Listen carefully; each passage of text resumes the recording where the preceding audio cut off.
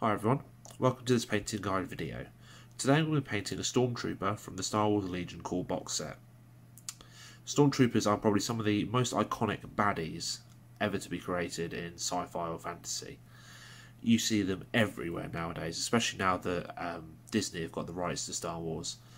Their branding and their sort of like iconic look and the features are available on everything from bed sheets to toilet rolls to whatever you want. You can get Stormtroopers on it. So the Star Wars Legion core box set does a really good job at capturing how these Stormtroopers look. They all look fantastic, they've got an array of weapons, and I want to try and make sure my paint job can do those justice. I don't generally have a problem with painting white. I just seem to have several different methods of how I do it, depending on what I'm painting. So for example, when I paint a Gandalf model, I'll use a beige as a base and then work up to a white from there. If I'm painting Saruman, I'll start with a dark grey and work up from there. But it varies depending how I'm painting them. So this method has actually been inspired by a video that Duncan Rhodes did on how he painted a Stormtrooper. And it's inspired me to actually give contrast paints a go, because before I'd kind of stayed away from them, not really knowing how useful they would be. So it'll be interesting to see how this comes out. So the first step I took was I primed this model using a grey primer from Halfords. So this is just an auto primer for cars. It's nothing special, but it does give a very nice grey. The problem I had was that actually this grey was quite a bit darker than what I needed. Now in the video that Duncan Rhodes did, he started with Grey Seer from Games Workshop, which is a specific undercoat for contrast paints. I tried to be a little bit clever, thought don't really need to use that, I'll just give grey a go. Little did I realise that actually when I put the first layer of contrast paint on, it did absolutely nothing. So what I did is I went away with my airbrush and I sort of lightened the tone of the white a little bit. So I took it from quite a dark grey, as you can see on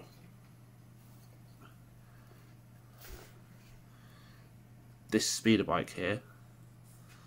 So these sections are still the original grey, whilst as the rider has been resprayed with a much lighter colour.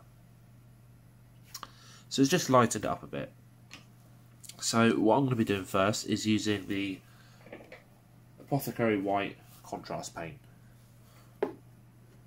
This has got a bit of a blue-grey tinge to it, so when I paint it on, I'm kind of expecting it to flow into the recesses. Maybe not make too much difference to what I'm looking at, but hopefully shade the recesses, but not in the same way non-oil would, because non-oil would almost turn the entire miniature black. So I'm quite curious to see how this is going to work. So once I've put this on, I'll come back and I'll show you the finished result. So with the contrast paint applied, you can see that the armour is actually much darker, although it's not black like it would be with non-oil, so it's quite a nice finish. I actually cheated a little bit, and this is one I had done earlier, so this is the original, and you can see the difference between the two. This is much darker in the recesses around sort of like the armour plates. It's much darker on segments of the helmet, and especially on the back here you can see. It's just brought out a little bit more of the detail. So from this point I'm going to start working to highlight up towards a white. So I've got two options here, and that's because I'm in two minds about what I do. I either go straight with Vallejo model colour off-white, or I go for a little bit of light grey first and then the off-white. So what I'll probably start trying to do first is light grey, highlight up, just sort of like just to smooth out the paint, not particularly highlighting, I guess, it's probably the wrong phrase to use, but just smoothing out some of the panels where it's sort of like the paint's gathered a bit, where it's puddled, just to try and like even it out before we go for the white. So I'll start with that, and then I'll come back. As you can kind of see on here on this, like the top of the shoulder armour, it's puddled a little bit, and around the chest here it's kind of puddled a bit. So that's the bits I want to try to smooth out. So I'll go ahead with the light grey, and then after that I'll come back and see what I think. So before I go on to the next stage of this video, I just wanted to actually take a step back and think. I rewatched the previous part I'd filmed, and I mentioned that I might start off with the light grey, or I might start with the white, and then I ummed and ahed between what I would do.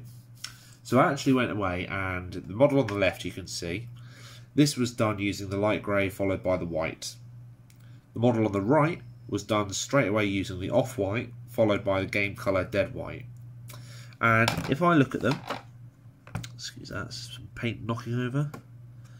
If I look at them closely together, I cannot tell the difference. So in my mind there's no point actually going with the light grey. Might as well start straight off with the off-white. So I'll go ahead, and for this guy here, I'll start lining him with the off-white, sort of picking out the higher areas of the armour, leaving gaps so it's quite clear you can still see the grey through it. I'll also, at the same time, start off by painting some of the darker areas. So I'll paint things like the eyes. Let's bring this one over. The eyes, the mouth area, the rim across the top of the head, the armpits, the elbows, the bottom of the shoes, gloves, blaster. I'll paint all that with black grey as a first coat, just to give a sort of like a starting point for that. And for the sort of like shoulder pad there, I'll be painting that probably with this bone white, starting off with a light colour and then building up so that the orange that I eventually put on it looks orange rather than sort of like wishy-washy. So I'll go ahead and do those steps and come back and show you, and that's almost the model done. So as I'm going through, I'll come back after that and then take you through the next stage of highlights. And here he is after a little bit of work done to him. And I suppose really it's time to start with confessions. So I didn't actually do what I said I would do with this guy. After doing a number of stormtroopers with the contrast, the light grey and then the white highlight method, I'll admit I got bored. Painting this many stormtroopers with that method, it's soul destroying. And I was only painting, I think, 14, I think. I've got another 2 squads to do as well, so I very quickly changed my method. And on top of the layer of contrast, I just used model colour cold white. It did require a couple of coats, and you have to be very careful that you're not putting it on too thick, because if you start putting it on too thick, it goes chalky and horrible and yucky. But, that said, using the cold white and giving it a very sort of careful highlight first time round, followed by just sort of additional thin layers on top of the large flat surfaces, does seem to work. It seems to give a very similar result, and unless you look very closely, I can't really tell the difference. I believe the helmet on the right hand one looks a little bit better, so maybe I could have done that with the helmet, but it might just be that by the time I got round to the guy on the left, I was just done with painting stormtroopers. He does look a little bit brighter actually, this one on the right, but it doesn't really matter. I mean, I'm going to be adding weathering to them anyway. So, as I mentioned in the previous segment, all the black area is done with black grey. I'll be giving them a little bit of a highlight with a London grey. That'll be on the hands, the holster, the blasters, and sort of like elements of the helmet which need to be highlighted a little bit. The pauldron for this guy, I decided to go for a different colour. So I went for a blue for this one. So for that I just used game colour ultramarine blue. And I think this is actually an exact match to the old GW colours. And for that it was just a coat onto there to make sure that I can tell my squads apart. I'll be highlighting it a little bit, adding a little bit more detail, and I'll be highlighting the blaster and the arms and bits and pieces. So once I've done that, I'll come back and I'll show you what I've done. I'll try and see if there is any difference between the two, but frankly speaking, apart from the sort of like time and effort that I put into painting the one on the right compared to the one on the left, that's the only difference. And I guess if you look closely, you can definitely see that the one on the right is better. But at a distance on the tabletop, I don't really think anyone's going to care. So I'll go ahead and then come back in a moment.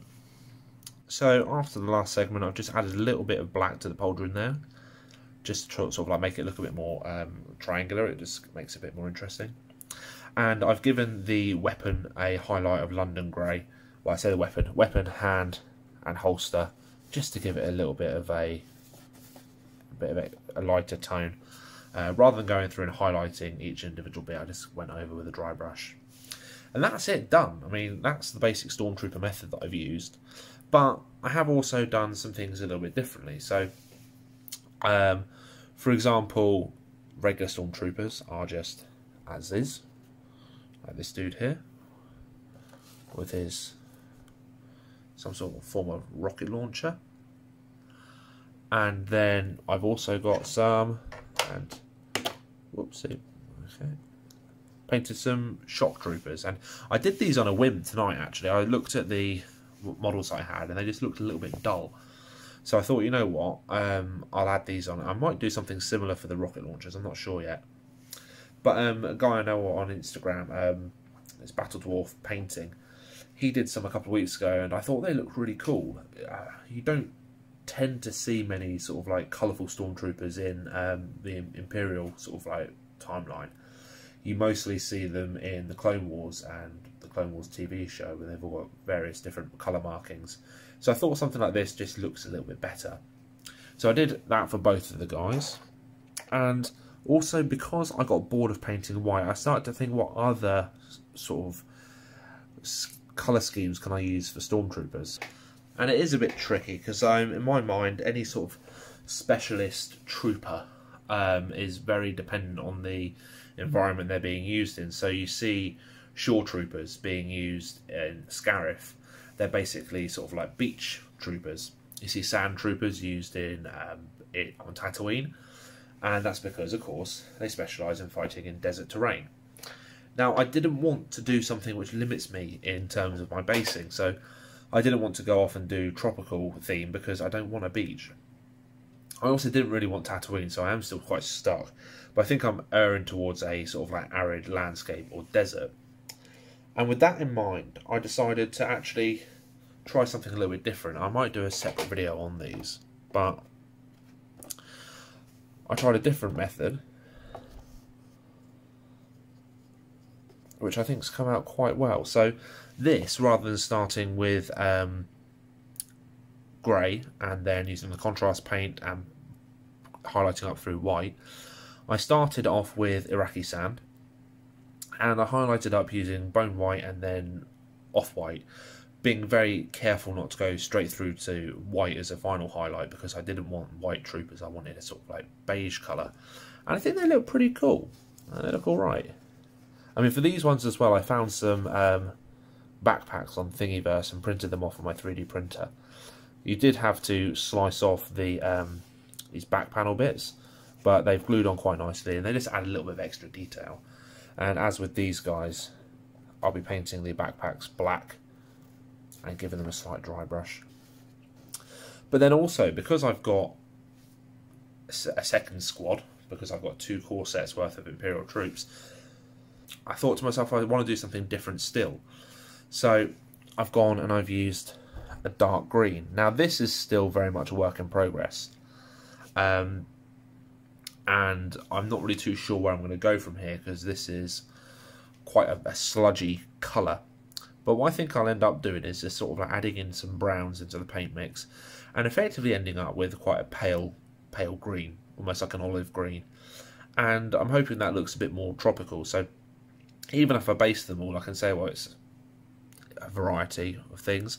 It also means that I can quickly identify my squads. So whereas before, with the white troopers, I was relying on the commander to identify them. With these, I can just look down and say, well, these are my green guys, these are my beige guys, these are my white guys. Makes it much simpler. Although, bear in mind, I've still not played a game yet, so I don't even know if that's relevant. But yeah, so I hope you found this interesting. I mean, Stormtroopers are iconic, and so I didn't want to mess them up, and I hope I've done them justice. They do need to be based. So once they're based, I will add some weathering to the armour, and then potentially a little bit of battle damage here and there, some like scuffs and scratches. But after That's all done. They're ready. They're ready to go, and they're ready to crush the rebel scum. So thanks for watching. I'm going to call this the end of this video because it feels like it's gone on forever. I've been painting these since October. It's now March. It's how painful it's been painting the white. So thanks for watching. Hope you've enjoyed it. If you have, please like, comment, subscribe. Let me know what you think. Let me know if they look crap. Hopefully you don't think that, but if you do, that's your opinion, and you're welcome to it. So thanks for watching, and bye for now.